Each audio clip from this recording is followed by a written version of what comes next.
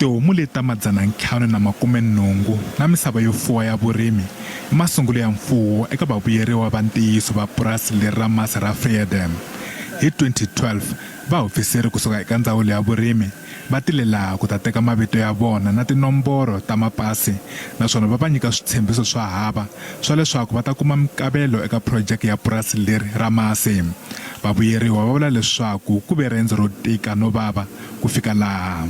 Sibhlungu kakhulu kodwa ngoba ukusebenzisa amagama wabanye abantu kunzima kakhulu ngoba manje uma basebenzisa amagama wethu ngale dairy thina sithembile ukuthi idairy yaphela bazasibiza bayositshengisa ukuthi idairy nayi sikhona ukuthi sithatha abantwana bethu nabanye abantwana abahluphekayo abacedile ekolweni bakhona ukuyosebenza ithi mabanemali baye ekolweni.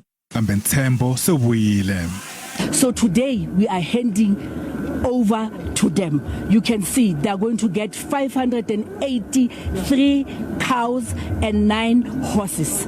So and equipment and machines, and also they are going to get 2,220 hectares. It means we are also giving them a land.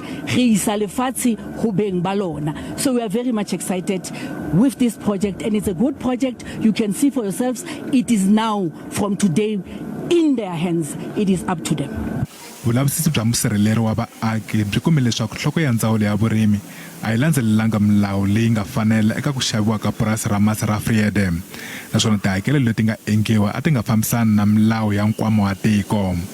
Ku na nandzu lowu nga pfuriwa naswona wu nga ekhoto mayelana na mhaka ya purasi leri ra masi ra Freedom xikan'we na tiphurojeke tin'wana ta vurimi leti a ti ri xiphemu xa project ya Muhuma Mobung ta ndzawulo ya vurimi ya Free State.